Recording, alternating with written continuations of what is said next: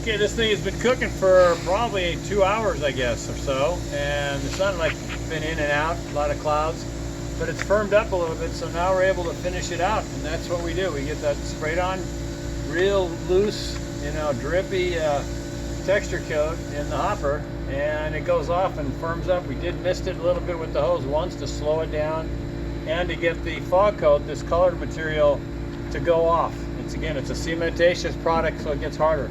So now we want to finish it out with our cracks. So I've gone ahead, you remember the first ones I put in there, so I've gone ahead and added a little bit more of that same kind of cutting technique, but now since it's harder, it cracks away and crumbles away, sort of like what you'd have in nature with rocks. We brush it and knock it down again. Some of the areas are smooth, and that's okay. That's a variety of texture. That's a different kind of a look. If you want it to be, rougher, you can scrape it and scratch it. And that leaves some of the, that shows more of the darker cementatious product underneath it. This whole section you can come across and just gently scrape it, and that'll pop off some of that fog coat. And then you come back with your brush and kind of make circles and kind of run it with the trenches up here. You can see this is brand new. I haven't touched it.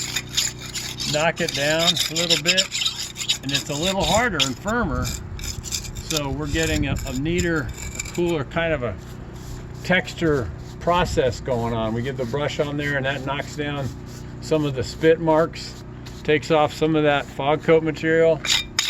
And then if I want to get more of that speckled color, so now I have more of a color underneath there with that gray coming through, and have the browns a little bit more of a speckled look, we're going to be in good shape. Sometimes there's little bumps and notches that come from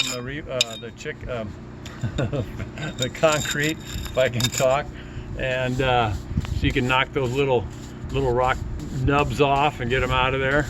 And so this is sort of the time when you can see all these pits got blown in and filled in with the sprayer, and then the colors in there, and it really looks good. So you get that brush in there, and that kind of messes with it a little bit, gets it dialed in. And you just keep working it like this. When you're doing your cracks, you want to make sure you don't make too many, like you don't want another one coming into the exact spot. You want to have them offset. That's always a good idea, to make your cracks not coming into one little center point like a wagon wheel. That looks kind of funky. And so we just brush it down with this thing. Some of it sticks, and if the mortar is really wet, it'll stick to this, and that's okay, because that sometimes gives you another texturing technique you can use when the mud is really wet.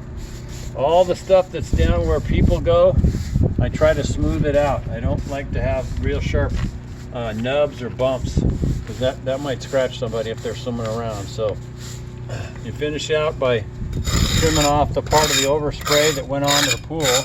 That's where the plaster is going to go.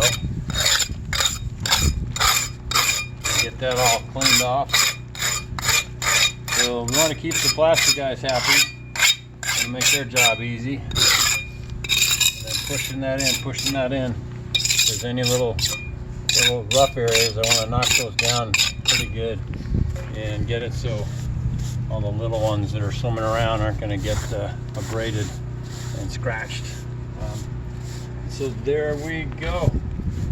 So there's our rock. Has a nice amount of cracks. You want to think about cracks, uneven. You don't want to make them exactly in the middle. You want to offset them. Use the rule of thirds, which is one of those theories in good art and good design. Have that in there. You can play with it and add little twists and doohickeys if you want at the end of your cracks. You just have to sort of restrain. You could actually just keep cracking and cracking and just have this thing all cracked up. So you don't want to go too crazy.